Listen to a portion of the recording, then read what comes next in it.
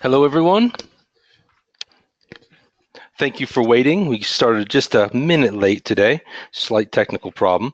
My name is Brian Anquist. I'm the teacher training department manager for Spain and Spain and Portugal for Pearson. And today this is going to be the third and final webinar in our series of free webinars for primary teachers of English, empowering primary learners for the future. Yeah, some of you may have been here the last couple of days. On Tuesday, we had Sarah Davila here with us, and she was speaking about scaffolding. Yesterday, Michael Brand talked about the 4 C's of communication, critical thinking, collaboration, and creativity. And today, we're joined by Elena Marino. She's in Barcelona. Hello, everyone. There she is, and I'm in Madrid. She's going to be speaking today about something that's a lot of fun, I think, which is and something we do with primary kids a lot, which is games. But she's going to be speaking a lot about the learning side of games, not just for fun, but getting the most out of them turning them into a real learning experience. So getting the maximum effect out of them. And there'll be lots of practical tips today as well. Now, Elena, as I said, she's based in Barcelona. She's a teacher trainer for Pearson here in Spain.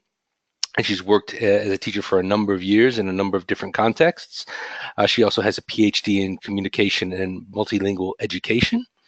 And Elena and I both share something as well, that she studied in the United States well, it's kind of my home state of Indiana. So, so we have a little bit of something in common there as well.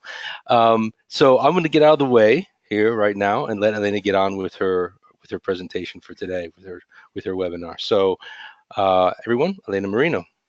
All right. Thank you, Brian. Hello, everyone. Thanks for this nice introduction. I'm calling from Barcelona, and I see that we have some people from different parts of the world. I see some people writing on the chat box. It's this chat box is like a question box, but you can still write or type on it. The only thing is that you won't see each other's answers, okay, or each other's messages. I'll see them, but you won't see each other's, okay? So, well, I can see people from Ukraine, okay? Could you please type in this message box where you're calling from? Okay, nice to meet you. Yeah, hello everyone. Irina and Marina from Croatia. Okay, from Serbia, Giovanna, Ukraine, Argentina, Isabel. Very good. Marta from Spain, Russia. Very good. Maria Jose from Cadiz. Very nice. So I see people from all around the world. Okay, thank you everyone for being here. And well, let's start our webinar. Okay. So let's see. Playing for real, getting the most out of games in primary. That's the title of my presentation. Okay, so in this webinar, we're going to talk about gamification and game-based learning. Then we're going to talk about video games in education. I'm going to give you some practical ideas of how to gamify your class, and then we're going to the conclusion. All right. So in order to do this, I'm going to be asking you several questions throughout the webinar. And that's why I want you to take a piece of paper and a pen, because through these questions, you are going to earn some points. So if you get a correct answer, you'll get a number of points. And if you get a lot of points, you'll get a piece of this little puzzle or this jigsaw.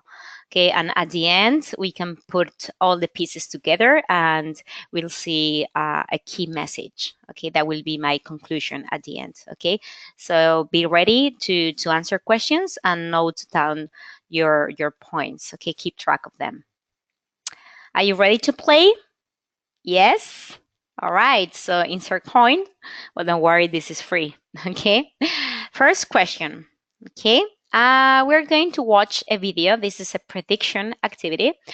And I want you to look at these 3 images that I took from the video, these image stills. What do you think the video is going to be about? Just take a look at them. What do you think the video is going to be about? Okay, in order to answer, I'm going to put up a poll, okay, and you're going to vote. So let me put at the poll, okay, what do you think the video is going to be about? And you can vote on the screen, all right? I hope you can see the poll. Yeah, I see people answering. Okay, very good. Yeah, very nice.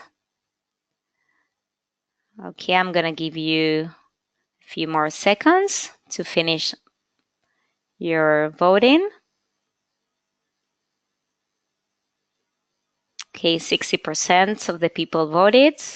Yeah.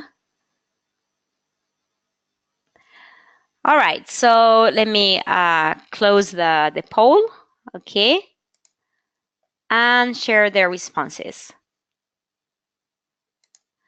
So most of you said that the video is going to be about glass recycling. All right. Well, let me play the video and see if your answers were correct. Okay. Let's see.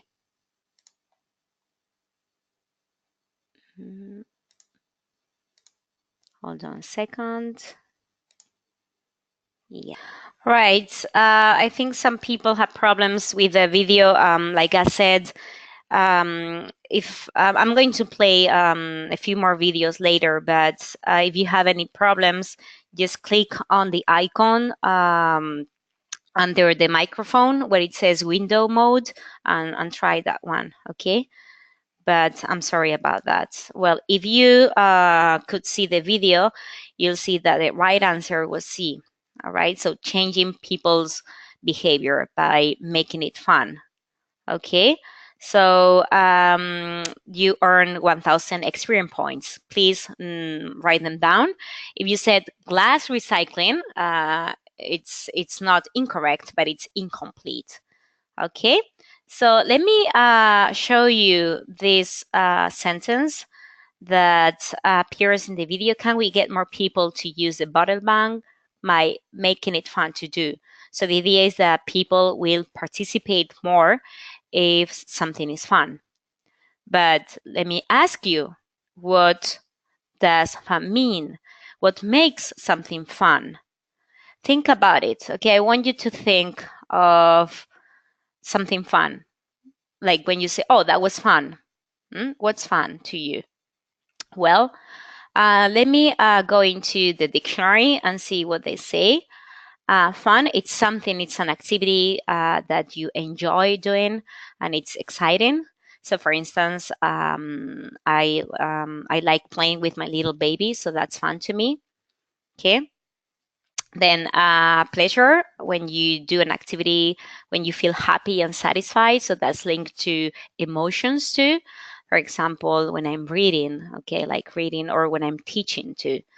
And also a blast, entertainment, relaxation, leisure, recreation. For instance, when I go to a music concert, okay, that's fun. So what is fun for you? Okay, let me ask you. Maybe you can type your answers in the question box. Um, Anybody? What's fun? What's fun for you? All forms of music, Marina, very good. Anybody else? Entertainment, vida, jokes, that's fun. Laura, very good. Teaching, yeah, me too. Walking, Natalia, very nice. Movement, Laura, very nice. Tatiana, Adelaida, traveling. All right, many answers. Okay, very good. Thank you. So normally we games are linked to fun, right? Why are games fun? We'll see in this webinar how or why games are fun. So that's why we need to talk about gamification. I'm sure you've seen this buzzword in the past, but if you haven't, that's fine. That's why you're here. Gamification, it's not only playing games or playing games in the classroom. Okay, gamification is everywhere. For instance, I like writing restaurant reviews. When I go to a restaurant, then I write a review, and I give my opinion. So from time to time, I am sent a newsletter with the statistics of my opinions or the reviews I've written, the most popular review, where my readers come from, etc. And also, I'm challenged to keep on writing and to get a new level, the expert level. So, what do you think? How do you think this makes me feel? Well, this makes me feel proud and happy. Remember, we were talking about emotions. I feel proud that people are reading my reviews and that they are useful for them. Okay. Another example that I found interesting was this kind of gamifying your domestic life. This is called the chore wars, and it's very useful if you're a student and you're sharing your house or your flat. Okay, because you can claim your experience points for household chores. And if you're complaining that you never do any work at home, you can say, okay, I did the bathroom, I cleaned the bathroom, so you claim your experience points. So the more you do, you level up. Okay, if you do lots of chores, you level up. And this, when I saw this example, this reminded me of personal experience. So, like, let's say a week ago, I was trying to talk to my husband, and he was playing a video game, and I was really mad at him because he wasn't paying attention to me. And he said, "Oh, I'm sorry, honey. I'll be with you in a second, but I need to play this video game." He was playing Gran Turismo, which is a racing game. He said, if I play every day a little bit, I'll get a new car. Okay, so I think you can see the connection. The more you do, the more you get. Okay, so my next task, I hope you have your pens and paper with you. My next question for you is this. According to what we've seen so far, gamification means, and I'm going to put up another poll. All right, you'll have to vote here on the screen. Let me see. Gamification means, what do you think it means? Okay, I'm gonna give you a couple of minutes to vote. Okay. Okay, I see some people already voting. So is it playing games in the classroom, earning points, using game design elements and game mechanics in non-game contexts, having fun in class? All right, so let me wait a little bit more, a few more seconds, so that more people can vote. Okay, you can see already, yeah, okay. All right, so I'll close the poll. And let me see. Yes, you can see most of you voted for the third option, and you were right. Okay, you were right. So let's see. Now you have to, yeah, you have to note down your experience points. A, B, and D weren't incorrect, but they were not complete. So applying game elements, for example, that means points, experience points like this one, or like these ones, or for example, lives and game mechanics. We're talking about competition, for instance, or the game rules, to non-game contexts, for instance, a classroom. Okay. However, some people say that they don't like this word, gamification. They prefer to use game-based learning. Why? Well, if you only, when you're playing games and you only award your students with points and lives and stickers, well, that's is missing something important in the classroom, which is the instructional value. So when we say game-based learning, the focus is still learning. Okay. So my next question is, again, you need your pen and papers. Okay. When I say this word, games in education, okay, let's keep this context of education, games. What comes to mind? I want you to note down. I'm going to give you 30 seconds. Just note down or just put them in the question box if you like. Words that come to mind when I say games. All right, in education. Let's see if there are some people. I don't know if you're noting them down in your papers. Okay, fun, motivation, all right. Fun, interesting, competition, collaborative, hangman, Freddy, okay, enjoying, interaction, Natalia, very good, engagement, Lydia, vocabulary, grammar, Natalia, wow, very good, collaboration, all right, learning again, motivation, creativity, Ines, very good.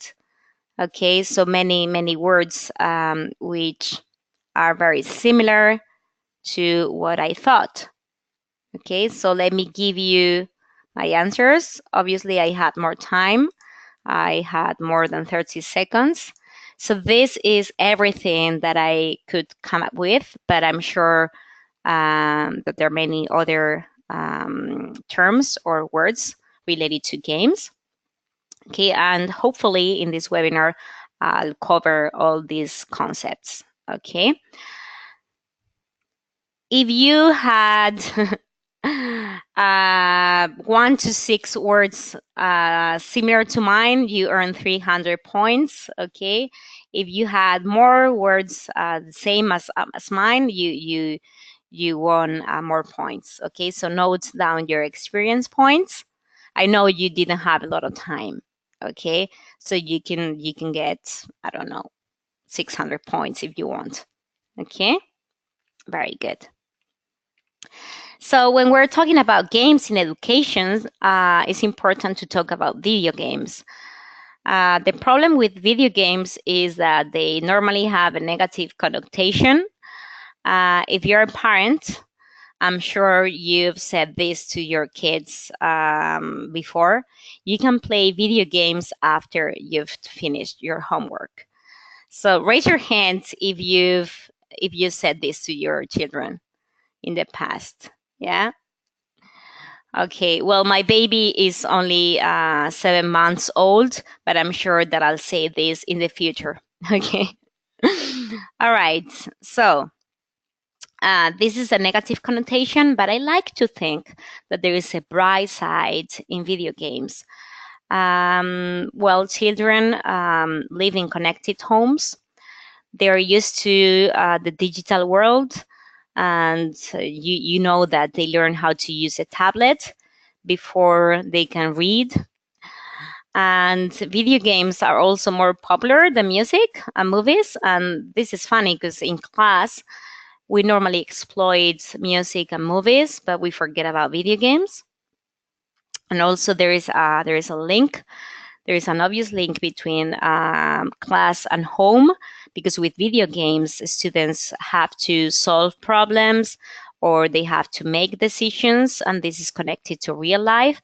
And also with video games, they learn that failure is okay, because normally when you do it wrong or when you miss, you can try again. You have several attempts, right? And also, well, it's not here, but if we are talking about another language, I've seen my nephew, for instance, playing video games in English, and it's a good opportunity to be exposed to language. Okay, so also video games are a nice way to check understanding. Sometimes video games are played in the classroom, such as this one. This is linked to a textbook, okay, Pop Tropica English Islands. And the students play this video game after they have completed a unit in the textbook, and then it's kind of reinforcement and also kind of assessment. Okay. But obviously, when you're assessing your students, you can use traditional methods such as review tests or end of the term tests. But also nowadays, textbooks come with interactive activities with games. For instance, this one, the first one is a memory game that they can play, okay, online, or also classification, or they can use online tools, quizzes that I'm sure you all know, such as Kahoot and Plickers. If you don't worry, I'll give you the reference and the links later. Okay? Very good. Next task. All right? Next question for you. Pen and paper? Okay. Now, I mentioned a video game. All right? And what I'm going to do is I'm going to show you a video of myself playing this video game. It's very short, okay? Let me give you some context. This is a space island, and the students have to go through different scenes. And in each scene, they have to complete several missions, okay? In this case, they have to go to the food factory and talk to a person and do something there. All right. And then the second mission, they have to go to the Bimaway restaurant and talk to another person and do something. And they can also do extra stuff if they want to earn more points. All right. But let me show you a video, and I want you to concentrate on the video. I want you to try to memorize every detail, because I'm going to ask you some questions. Again, with the video, try to use the window mode. It's an icon under the microphone. Okay, see if it works. If not, I'm sorry, but yeah, we'll see. Okay, so all right. In fact, it's 3 short videos. Okay, I'll play one after the other. Okay, I hope you could see the video. All right. Let's see. So, did you concentrate? Did you memorize everything you saw? Well, which images didn't you see? You can either type your answers in the question box, or you can just note it down. Which images didn't you see? Let's see if you remember.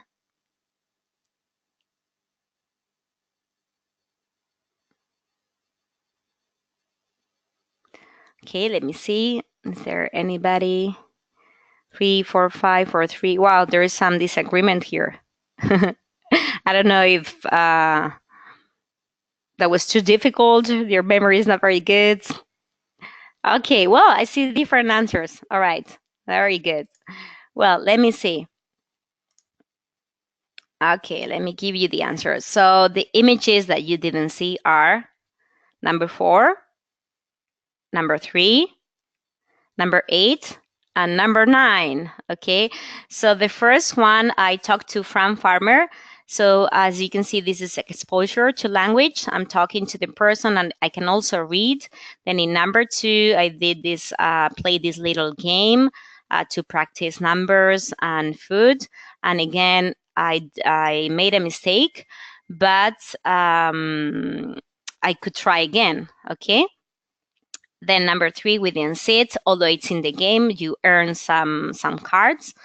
4, these are stickers. You didn't see them. 5, I earned a gold star because I completed my missions, and also I did some extra activities, such as number 6. This was an extra game that I played.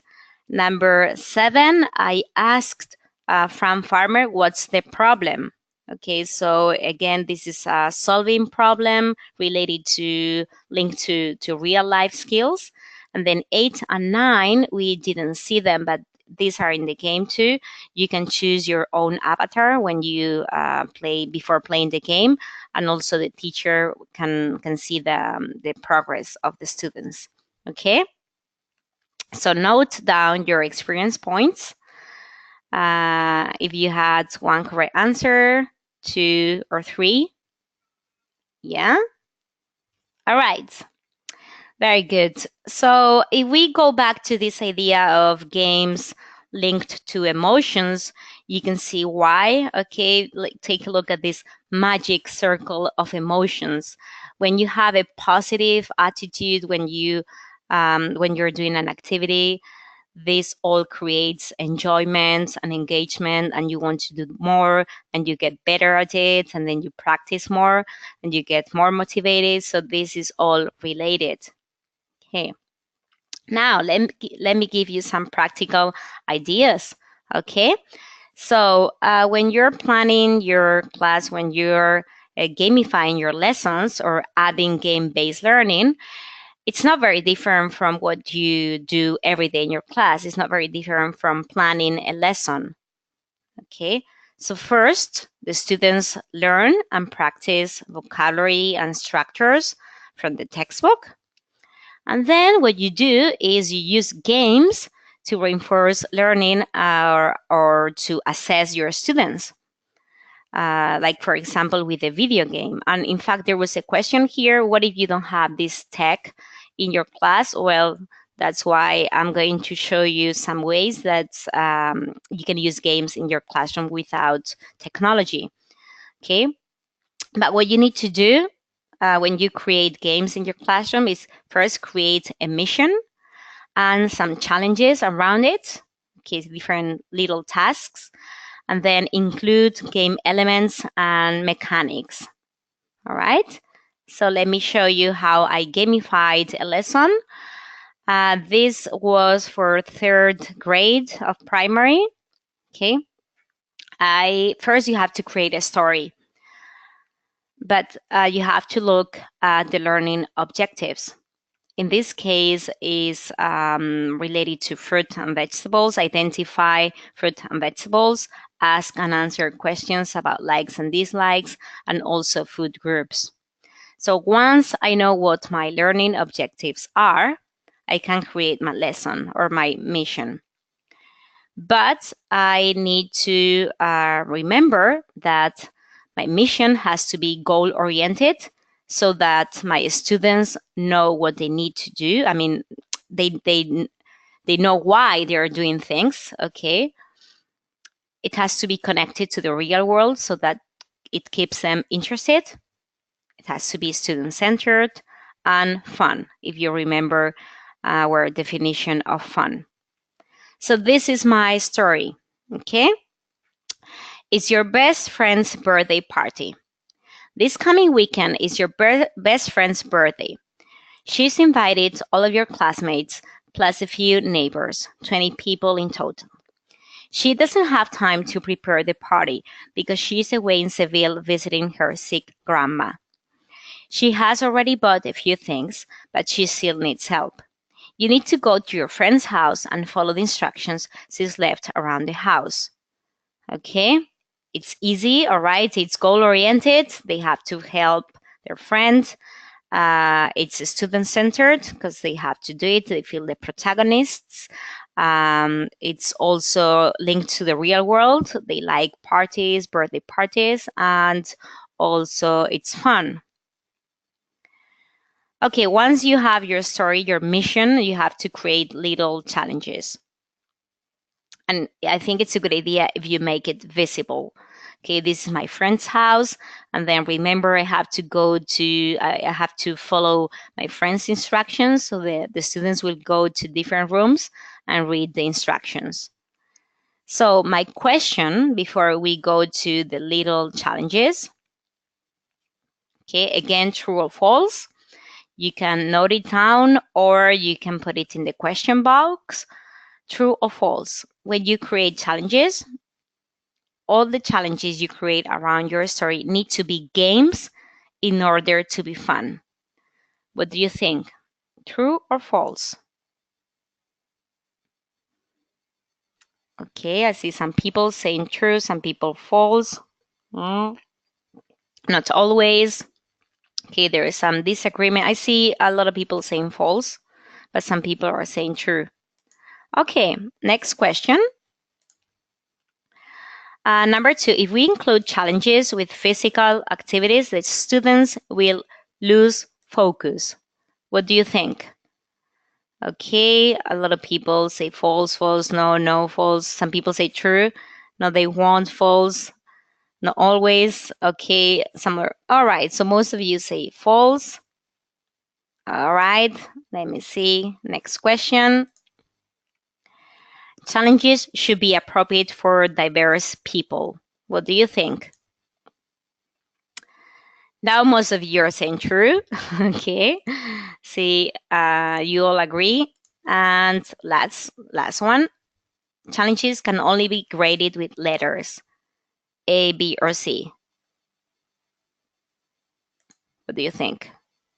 No, true, false, false. Okay. So let me give you the answers. Yeah, so most of you were correct. Only number three is true. Note down your experience points, okay, whether you were correct or not. And I'm going to be talking about this during the webinar, okay? So I'll go into detail later. So yeah, you have your points? Okay, nice. So let's get into the challenges, practical ideas. Challenge one. Your friend left a shopping list, but this morning she spilled some orange juice or coffee. That's what I need. And some food names can be read. Can you guess what they are? Okay, so this is my shopping list. And as you can see, I covered the names of the fruit or the vegetables, okay, or the food in general. And I think this activity is great because it can be adapted to different levels. So, for example, for the drinks, you see that I covered, it says orange, and then the second part. So it's easy to infer what I mean here. And 2 liters of le, and then some kind of e there. So it's lemonade. So I'm giving some kind of support for my students. And also, I decided to write the name of the dishes here too. So, for example, if you know what's in guacamole, you probably know what ingredients I'm missing here, such as avocados. Okay, very good. So remember, we need always to keep in mind there should be a learning benefit. In this case, students can identify the food names, and also there is this underlying idea of helping my friends. Okay, that will always be there in this mission. All right. You'll probably think, oh, Elena, but that's not a game. Well, don't worry, we're getting there in a few minutes. Okay, so but that's my activity. We can gamify it a little bit later. My second challenge, go to your friend's kitchen, open her fridge, and look at the items she's already bought for the party. You still need to buy some others, find out what they are. Okay, so I go to my friend's kitchen and I find this. Oh my God. So there are some items I'm missing and I need to know what they are. So here I included some very easy technology that you can use in your classes. If you can't use technology, you can just cover the items with a piece of paper. But in this case, I used QR codes. It's very easy, all right? So the students will have to scan the QR code that will take them to a video. And in that video, there will be someone, in this case, it's me, but you can also have your students do this in a previous activity, and then they can you can use it here, and then they guess the food. I think it's a safe place to upload your videos to SchoolTube. For the webinar, I uploaded it to YouTube. Okay, but well, that's a great place. So let me give you an example. Okay. So first I created a video and then I created my QR code. So imagine that you scan this QR code and you get the video. Okay. Again, remember to click on that icon. But if not, well, it's okay if you only listen to the video. In this case, you don't need the image. All right. Let me show you the video. Very good. So I don't know. Could you guess? Yeah, good. Some people say, yeah, banana. Yeah, it's a banana. Yeah, banana. Very good. So, or bananas. Yeah, very nice. That's what I was describing. Okay, so you can easily do this with your classes. All right. Let me see. Now, I said you could do this. Hold on. Yeah. Individually, but you can also have this activity in groups or in pairs. So each student will have a different part of the fridge.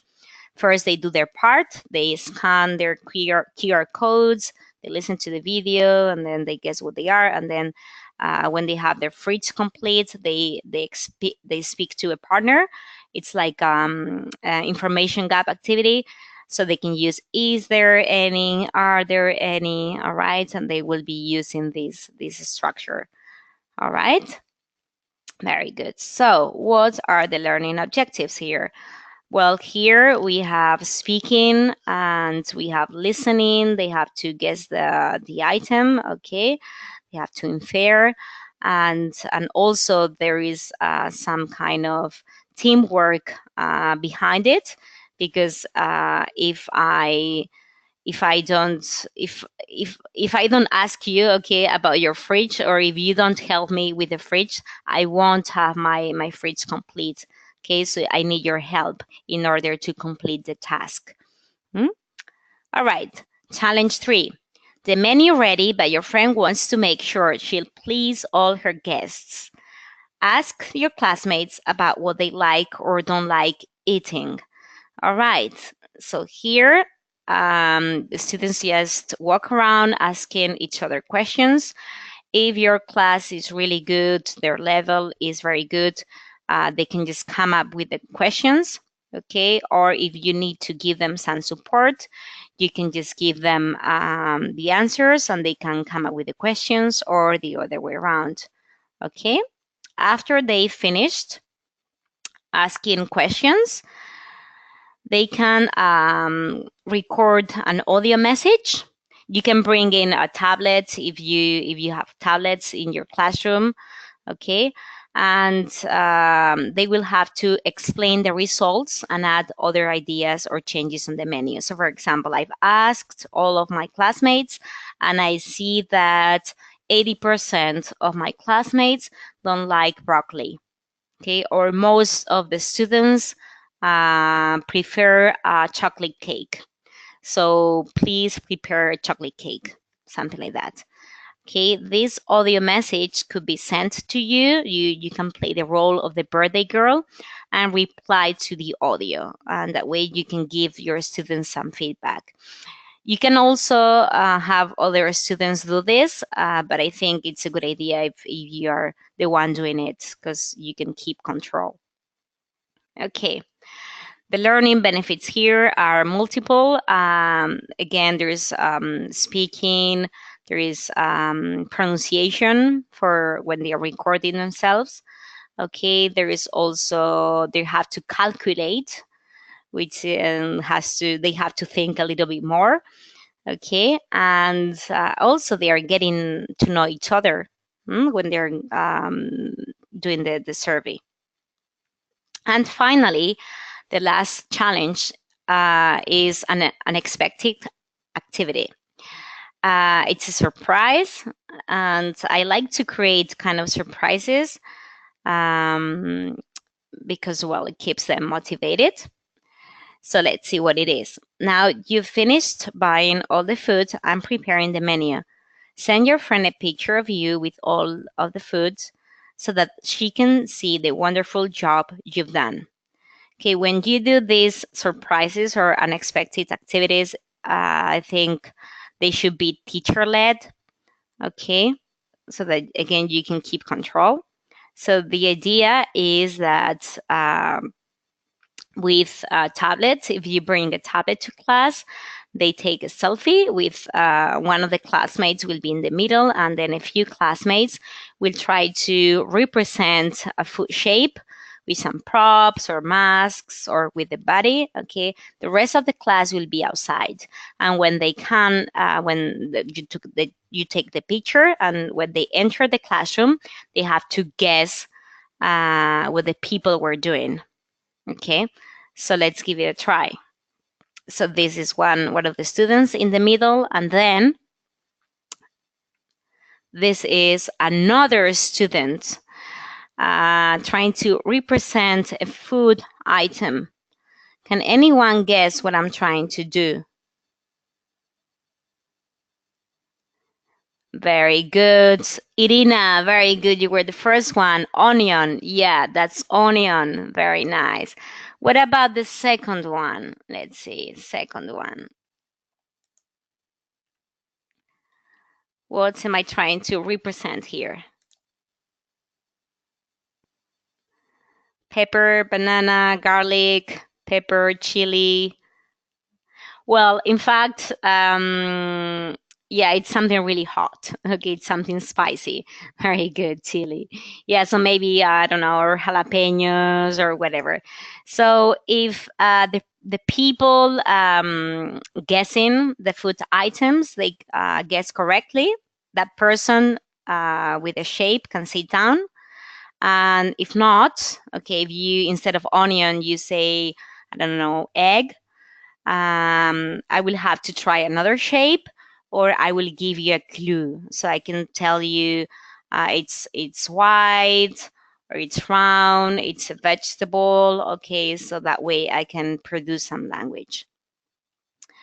With this activity, I don't know if you remember, this is a way to reply to this false statement that we had at the beginning. If you include challenges with physical activities, the students will lose focus. I think it's really important that with primary students, they have this kind of physical activities. It keeps them motivated. They need to stretch down sometimes. And also remember, this is our last challenge. This is kind of a wrapping up activity. So I think it's a nice way to finish. What are their learning benefits here? Well, there are many. You could think, okay, but they are just in the shapes. Well, they can also, like I said, give clues. So they're speaking, and also the people guessing. They will have to remember everything they've seen in the unit to try to guess the item. Okay, and they will have to make connections between the image, the person doing the shape, and also the name of the food. Okay, and also it's a nice way to finish, and it could also be a good way of promoting teamwork, because you can help me to make my shape if I'm not sure what to do.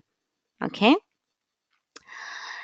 Also, we said that in order to be fun, it's false if we think that everything should be games.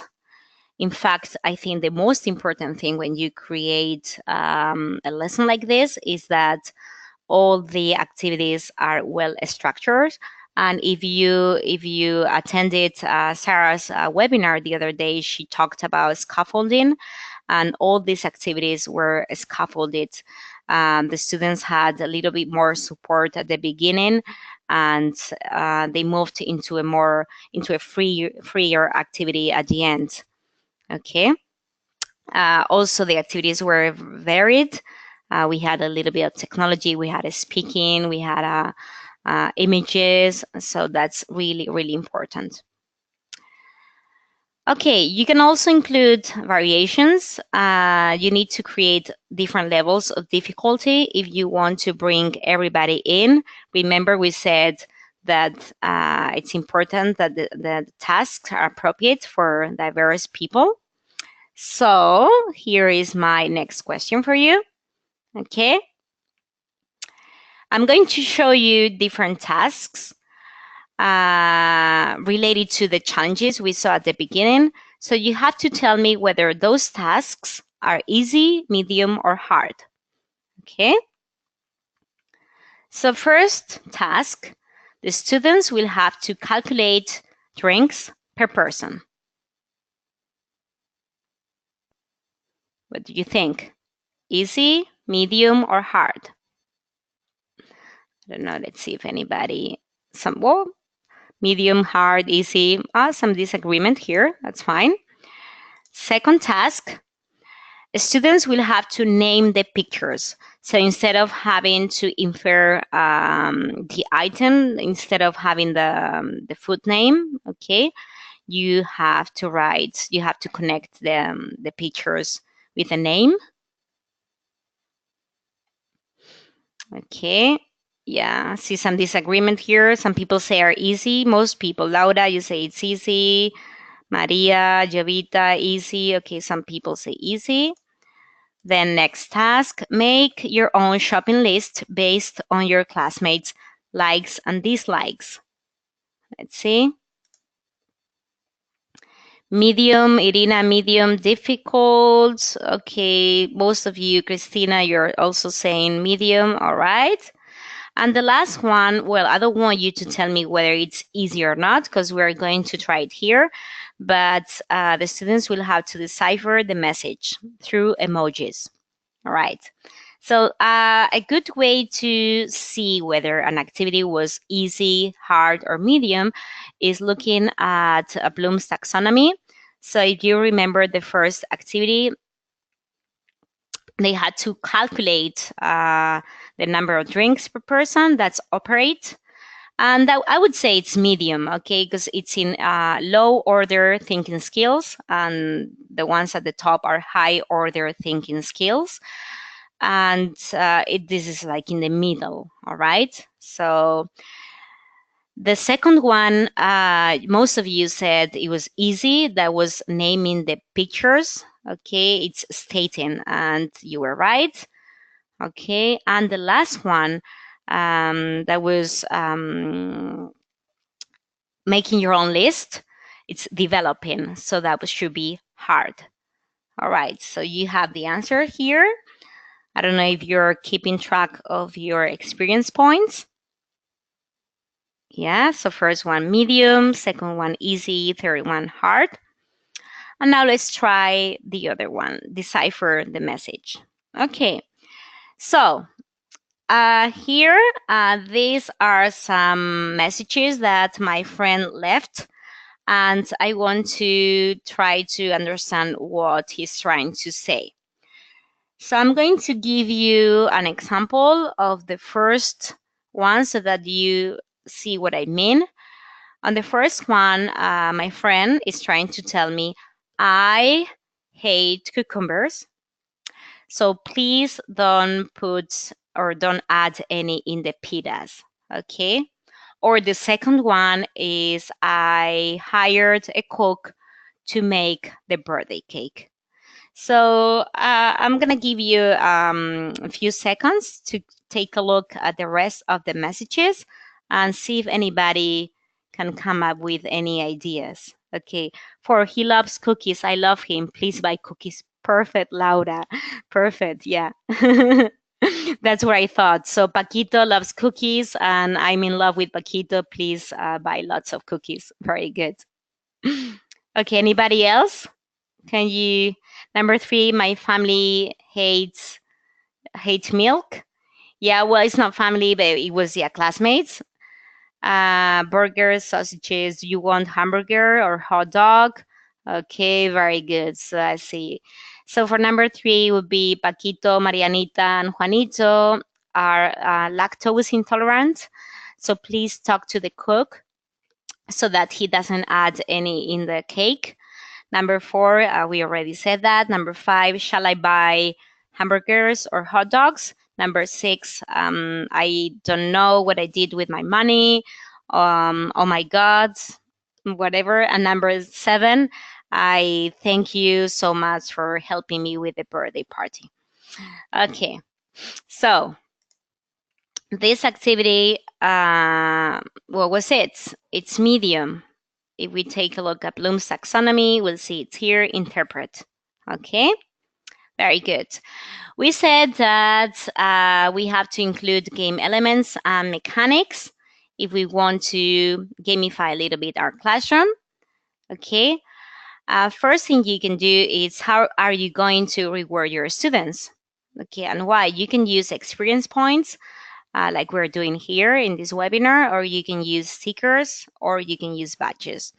Experience points are useful because it's easier to turn them into grades after. Okay, and stickers, I'm sure you use them with primary students. They work wonderfully with them. They're colorful and they like them, and it's easy to turn them into skills. You can link them into skills. All right. For badges, I like to use them when the students have completed a set of ideas, or I mean a set of items. So for example, they've done activity 1 and 2 from the book. They have also I don't know, played this little game, and finally they have done their homework. So you earn a badge. Okay, so you can assign, or you can link badges to levels also to be the expert. Okay, very good. Some people don't like this kind of system. They say that this is extrinsic motivation. So what you can do is link these experience points, stickers, or badges to other things, such as helping your friends or sharing the materials. So you earn points or anything because you help your friends or things like that. Okay, good. So this is a good response to these false statements. Challenges can only be graded with letters. Okay, there are many other game-like ways. You can also include some kind of competition. Okay, and we said that all challenges, they don't need to be games in order to be fun, but you can always spice them up. You can play the spinning wheel, and this is very easy to be created with a web page called Class Tools. I'll give you the link later. So you spin the wheel, and they get, I don't know, they get protein, right? So the students will have, let's say, a minute to write down as many words as they can remember, or they can classify into protein. Okay, or they can compete against each other, or they can compete against themselves, so that way they can get better. Okay, they can try over and over. And the second activity, it's what's the food. This is also templates I found online, and you have one picture of a food item, and it's covered with little color squares, and it uncovers little by little, and the students have to guess what it is. Okay, so that's it. If you need the links, just let me know, but I think they are on the reference page.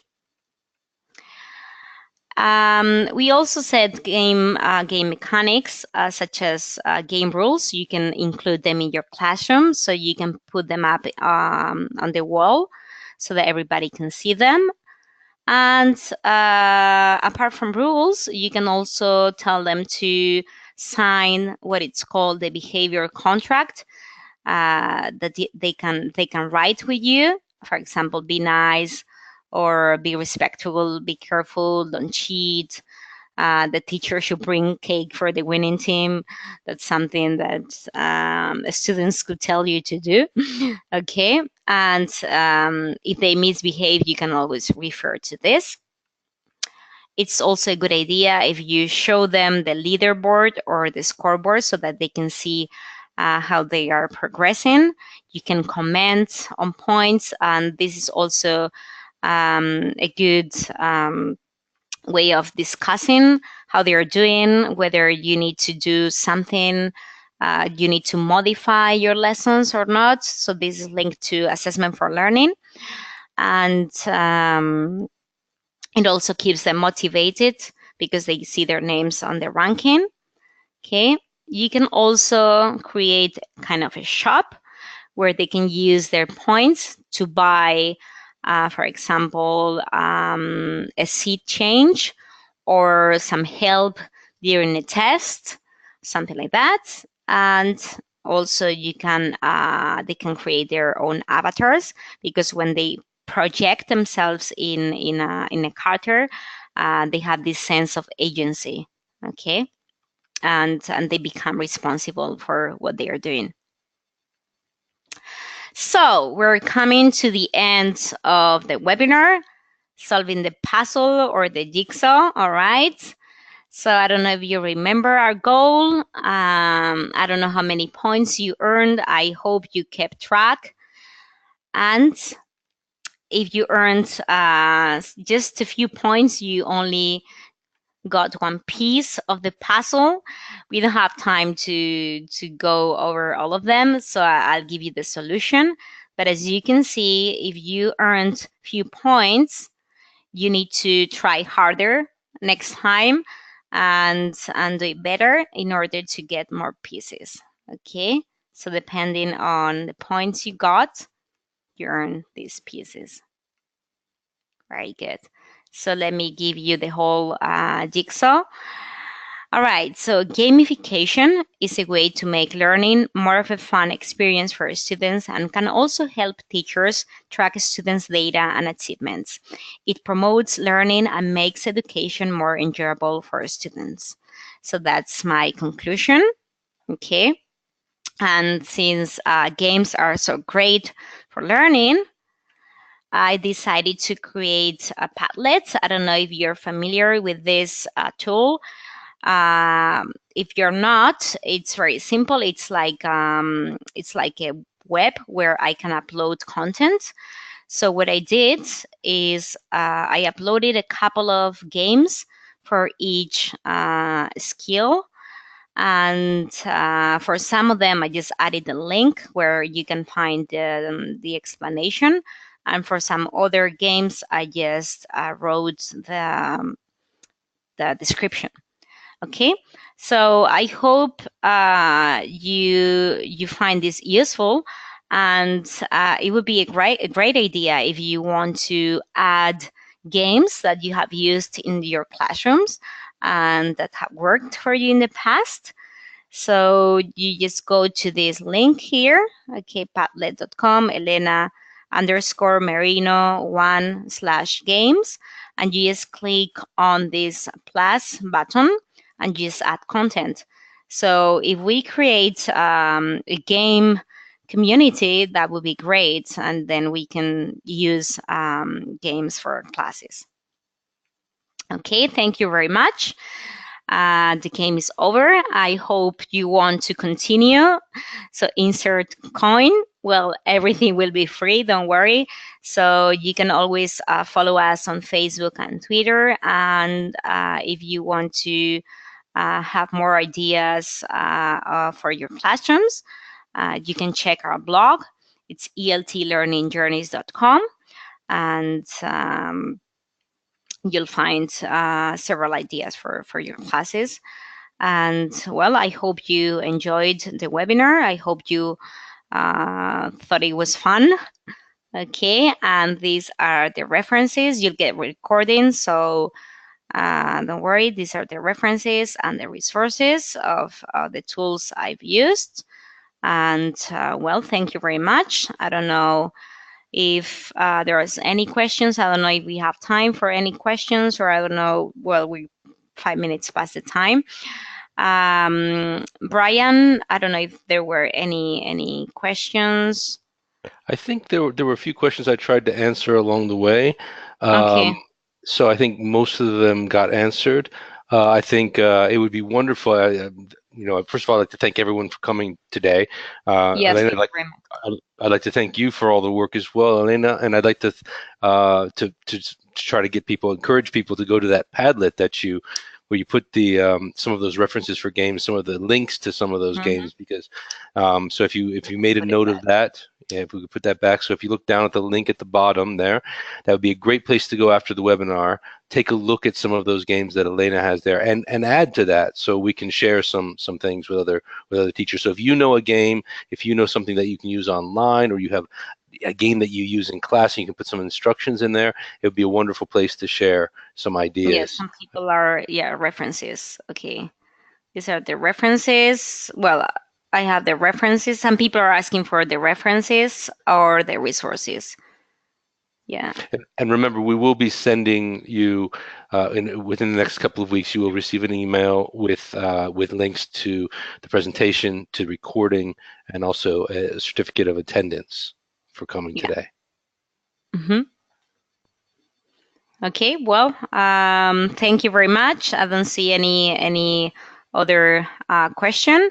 So thank you for being here, and well, I'll see you in the future. Okay. Bye.